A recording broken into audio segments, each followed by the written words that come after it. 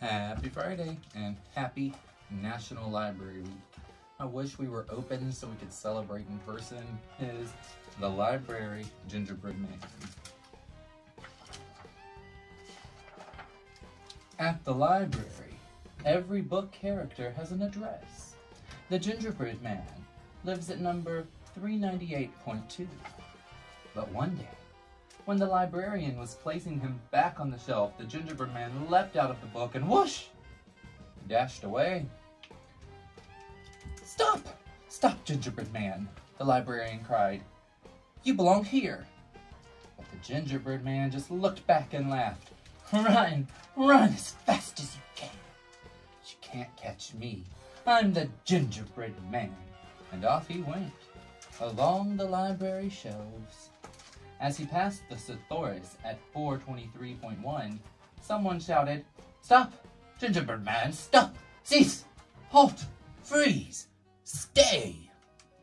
But the gingerbread man didn't stop, cease, halt, freeze, or stay. He raced on by. Run, run as fast as you can. You can't catch me. I'm the gingerbread man. I ran away from the librarian, and I can run away from you, too. And the gingerbread man sailed on. At 599.638, a giraffe poked his head out of a book. Stop! Stop, gingerbread man. You're in the wrong section. The gingerbread man darted under the giraffe's long neck, saying, Run, run as fast as you can. You can't catch me. I'm the gingerbread man. I ran away from the librarian and a word wizard, and I can run away from you too. And off he went. When he came to 629.892, a cranking, grinding robot droned, Stop, stop. You are misplaced. The gingerbread man just whizzed on by. Run, run as fast as you can. You can't catch me. I'm the gingerbread man. I ran away from the librarian, a word wizard, a giraffe, and I can run away from you too. And he kept going. When he passed 736.982, an origami bird swooped down on him. It flapped its paper wings and called, Stop! Stop, gingerbread man. You don't belong here. But the gingerbread man didn't stop. Run, run as fast as you can. You can't catch me. I'm the gingerbread man. I ran away from the librarian, a word wizard, a giraffe, a robot, and I can run away from you too. As he rushed by 818.602, he heard, Knock, knock. Who's there? The gingerbread man asked. The joke's on. The gingerbread man couldn't resist. The joke's on who? The joke's on you. Now stop. But the gingerbread man wasn't joking around. Run, run as fast as you can. You can't catch me. I'm the gingerbread man. I ran away from the robot, the librarian, a word wizard, a giraffe, and a paper bird, and I can run away from you too. The gingerbread man ran into a crowd at 9:20, the biography section. Abraham Lincoln, Harriet Tubman, and Amelia Earhart tried to stop him. Stop! Stop, gingerbread man! You're a long way from home! The gingerbread man sped around them. Run, run as fast as you can. You can't catch me. I'm the gingerbread man. I ran away from the librarian, a word wizard, a giraffe, a robot, a paper bird, and a jokester, and I can run away from you too. Even Jesse Owens, a record-breaking Olympic runner, couldn't keep up. The gingerbread man soon came to the end of the shelves. He looked back to see the crowd closing in on him. They had been joined by a space alien from the 001.942s, a philosopher from the 180s, and a cyclops from 292.1. The gingerbread man looked down at the floor, far, far below. If he jumped, he might break an arm, or a leg, or crack into crumbly pieces. Just then, a fluffy white Arctic fox came slinking out of a book at the 998. Looks like you've been trapped, Fox said. I need to get to the ground, the gingerbread man told him. The fox inched closer. I'm quick and light on my feet. Get up on my back and we'll jump together. The gingerbread man wasn't sure he could trust the fox, but time was running out. He climbed on the fox's back. Wait. You should be even higher. Climb up on my head instead. The gingerbread man did not like being that close to Fox's mouth, but he didn't have time to argue.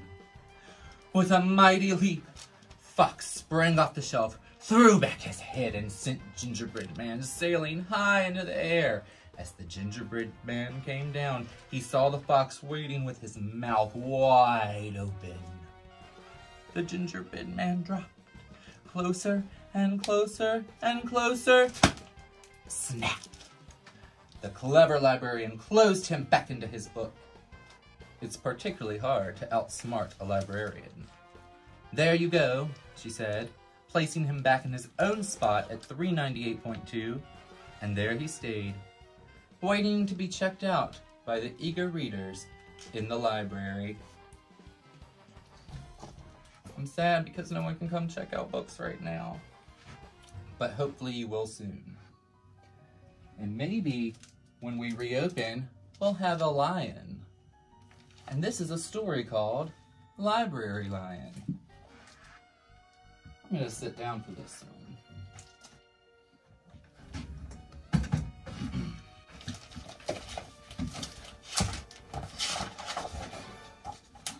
One day, a lion came into the library. He walked right past the circulation desk and up into the stacks. Mr. McBee ran down the hall to the head librarian's office. Miss Merriweather, he called. No running, Miss Merriweather said without looking up. But there's a lion, said Mr. McBee. In the library. Is he breaking any rules? Asked Miss Merriweather. She was very particular about rule breaking. Well, no, said Mr. McBee. Not really? Then leave him be.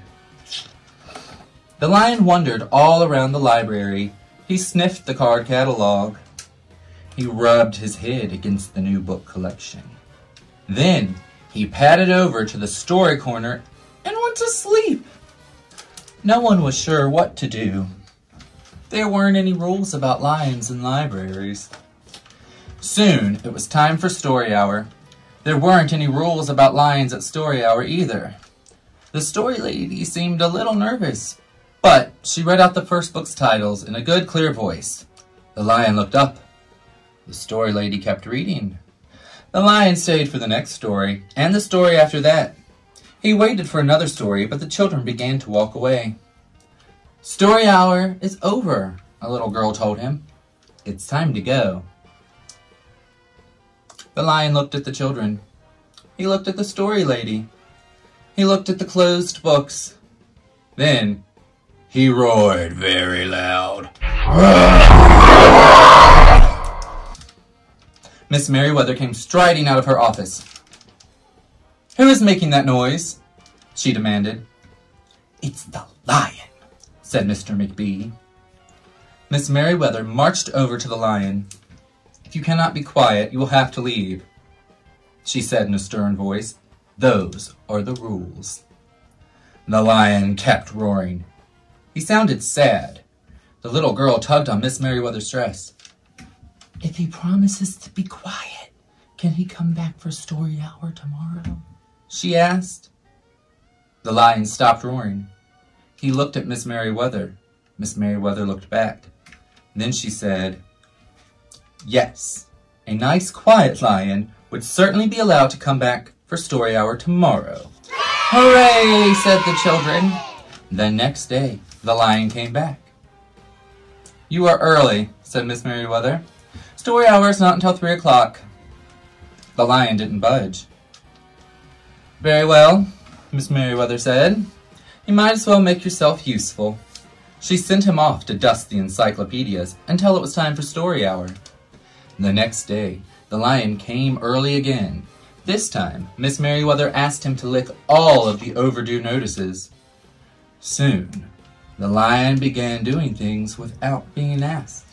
He dusted the encyclopedias. He licked the envelopes. He let small children stand on his back to reach books on the highest shelves. Then, he curled up in the story corner to wait for story hour to begin.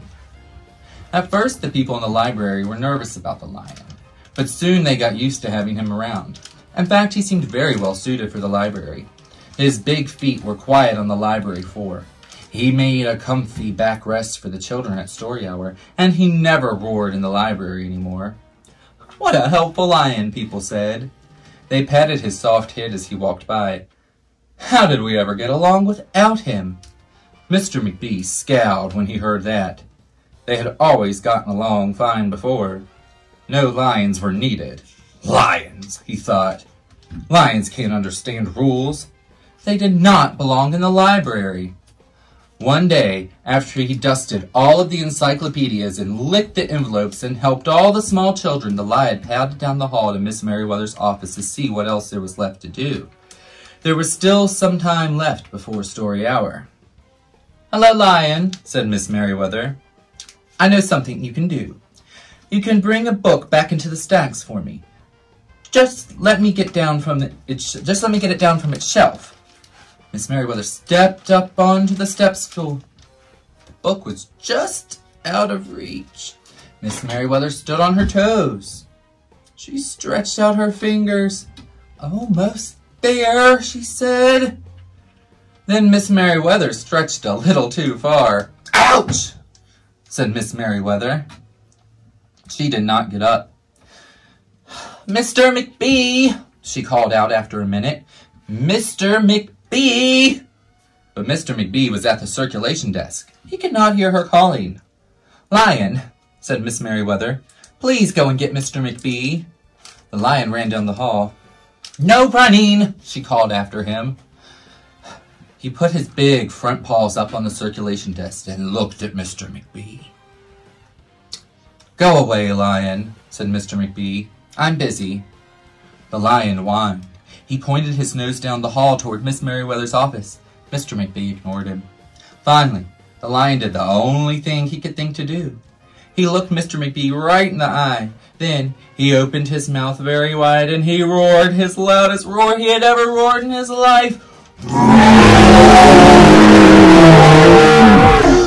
Mr. McBee gasped. You're not being quiet, he said to the lion. You're breaking the rules. Mr. McBee walked down the hall as fast as he could. The lion did not follow him. He had broken the rules. He knew what that meant. He hung his head and walked towards the door. Mr. McBee did not notice. Miss Merriweather, he called as he walked. Miss Merriweather, the lion broke the rules. The lion broke the rules. He burst into Miss Merriweather's office. She was not in her chair. Miss Merriweather. Sometimes, said Miss Merriweather from the floor behind her desk, there is a good reason to break the rules, even in the library. Now please go call a doctor. I think I've broken my arm. Mr. McBee ran to call a doctor. No running, Miss Merriweather called after him. The next day, things were back to normal. Almost. Miss Merriweather's left arm was in a cast. The doctor had told her not to work too hard. I'll have my lion to help me, Miss Merriweather thought. But the lion did not come to the library that morning. At 3 o'clock, Miss Merriweather walked over to the story corner. The story lady was just beginning a story for the children, but the lion was not there. People in the library kept looking up from their books and computer screens, hoping they would see a familiar furry face, but the lion did not come in that day. The lion did not come in the next day either, or the day after that. One evening, Mr. McBee stopped by Miss Merriweather's office on his way out. Can I do anything for you before I go, Miss Merriweather? He asked. "No, thank you," said Miss Merriweather. She was looking out the window. Her voice was very quiet, even for the library. Mr. McBee frowned as he walked away. He thought there was probably something he could do for Miss Merriweather after all. Mr. McBee left the library, but he did not go home. He walked around the neighborhood. He looked under cars. He looked behind bushes. He looked in the backyards and trash cans and tree houses. Finally, he circled all the way back to the library. The lion was sitting outside, looking in through the glass door. "Hello, Lion," said Mr. McBee. The lion didn't turn around. "I thought you might like to know," said Mr. McBee, "that there's a new rule at the library. No roaring aloud unless you have a very good reason. Say, if you're trying to help a friend who's been hurt, for example." The lion's ears twitched. He turned around, but Mr. McBee was already walking away. The next day, Mr. McBee walked down the hall to Miss Merriweather's office. "What is it, Mr. McBee?" asked Miss Merriweather in her new, sad, quiet voice. "I thought you might like to know that, there's a lion in the library?" Miss Merriweather jumped up from her chair and ran down the hall. Mr. McBee smiled. "No running," he called after her. Miss Merriweather didn't listen. Sometimes there was a good reason to break the rules, even in the library. I've never broken the rules. Well, I hope everyone's doing well. I've got some more stories for you next week. And until next time, happy Friday.